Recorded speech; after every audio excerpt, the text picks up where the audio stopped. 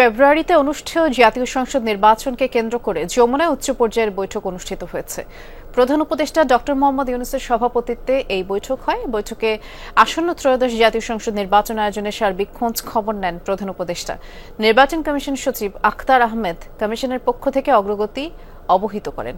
আইন শৃঙ্খলা সংক্রান্ত বিষয় নিয়ে আলোচনা করেন স্বরাষ্ট্র উপদেষ্টা মোহাম্মদ জাহাঙ্গীর আলম চৌধুরী। বৈঠকে উপস্থিত ছিলেন জাতীয় নিরাপত্তা উপদেষ্টা ডক্টর খলিলুর রহমান, প্রধান উপদেষ্টার বিশেষ সহকারী ফয়াজ আহমদ তৈয়ব, সংস্কৃতি উপদেষ্টা মোস্তফা সরওয়ার ফারুকী, আইজিপি বাহারুল আলম, র্যাব মহাপরিচালক AKM শহীদুর রহমান, কোস্টগার্ড মহাপরিচালক রিয়াদ মীর আল মোহাম্মদ জিয়াউল হক, বিজিবি মহাপরিচালক মেজর জেনারেল মোহাম্মদ আশরাফুজ্জামান সিদ্দিকী সহ সংশ্লিষ্ট কর্মকর্তারা। যেমনটি বলছিলাম, উচ্চ পর্যায়ের এই বৈঠকের বিষয়ে এই মুহূর্তে ফরেন সার্ভিস একাডেমিতে ব্রিফিং চলছে। আমরা সরাসরি যাচ্ছি।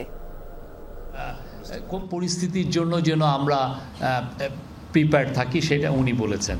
পদায়নের ক্ষেত্রে নিজ জেলা, আত্মীয় জেলা এবং আত্মীয় প্রার্থী দেবেন। আর পদায়নের ক্ষেত্রে নিজ জেলায় যাবে না কেউ, বা যদি কেউ তার এখানে আত্মীয় থাকে, বিশেষ করে শ্বশুর বাড়ি থাকে, সেখানেও তার পোস্টিং সেখানে হবে না। আর এই আরেকটা বিষয় দেখা হবে যে তাদের কোনো আত্মীয় স্বজন প্রতিদ্বন্দ্বিতা করছে কিনা, সেক্ষেত্রেও সেই বিষয়ে পদায়নের বিষয়টা এটা খুবই লক্ষ্য রাখা হবে। আর এই বিষয়ে কাজ যে কর্মসূচি সেটা 1 নভেম্বর থেকেই শুরু হবে আপনার। এবং একই বিষয়ে পুলিশের তরফ থেকে বিশেষ করে লেফটেন্যান্ট জেনারেল জাহাঙ্গীর আলম চৌধুরীও জানিয়েছেন যে তারাও এইভাবেই দেখছেন যে কে সবচেয়ে ফিট, এবং তারা এইভাবে অলরেডি একটা লিস্টও করে ফেলেছেন 64 জনের, যে কোথায় কাকে কোথায় দেওয়া হবে, এবং এইটা যাতে র্যান্ডমলি হয় এবং এই বিষয়ে যাতে সর্বোচ্চ নিউট্রালিটি এবং আনবায়াস থাকে, সেই বিষয়ে আজকে চিফ অ্যাডভাইজার বারবার বলেছেন। আমি আজ সোশ্যাল মিডিয়া নিয়ে যথেষ্ট আলাপ হয়েছে। সোশ্যাল মিডিয়ার মাধ্যমে আপনারা জানেন যে কিভাবে মিস ইনফরমেশন, ডিসইনফরমেশন ছড়ানো হচ্ছে, সেটা নিয়ে আজকের মিটিংয়ে বড় রকমের আলাপ হয় এবং দুইটা কমিটি করার কথা বলা হয়। একটা হচ্ছে সেন্ট্রাল কোঅর্ডিনেশন কমিটি, যারা এই পুরো কোঅর্ডিনেশনটা করবেন, এবং এই সেন্ট্রাল কোঅর্ডিনেশন কমিটিটা যাতে একদম উপজেলা পর্যন্ত এই কমিটিটা থাকে, এইটার জন্য বলা হয়েছে এবং সেই বিষয়ে অলরেডি স্টেপ নেওয়া হচ্ছে।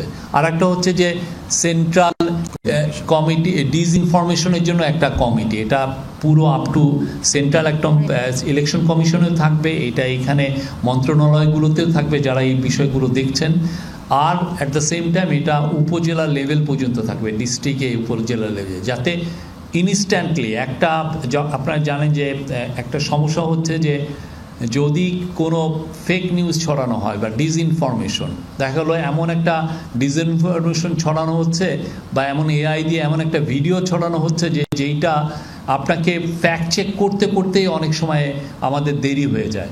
তো এইটা যাতে এই ফ্যাক্ট চেকিংয়ের টাইমটা যাতে খুব কম সময় করা যায়, সেই বিষয়ে আজকে স্ট্রেস দেওয়া হয়েছে, এবং এই বিষয়ে যা লজিস্টিক্যাল যা সাপোর্ট আছে লাগে সেটার জন্য ICT মিনিস্ট্রিকে বলা হয়েছে এবং কালচারাল মিনিস্ট্রিকেও বলা হয়েছে। তারা এই ব্যাপারে সুনির্দিষ্ট মুভ খুব সহজেই নেবেন, যাতে ফ্যাক্ট চেকিংগুলো খুব দ্রুত করা যায় এবং এই যে কোনো এই সমস্যা, এই সোশ্যাল মিডিয়া দিয়ে যে ডিসইনফরমেশন বা মিসইনফরমেশন বা ফেক নিউজের যে কোনো উদ্ভূত পরিস্থিতিতে যাতে গভর্নমেন্টের পুরো মেশিনারি খুব দ্রুত এবং ডিসাইসিভলি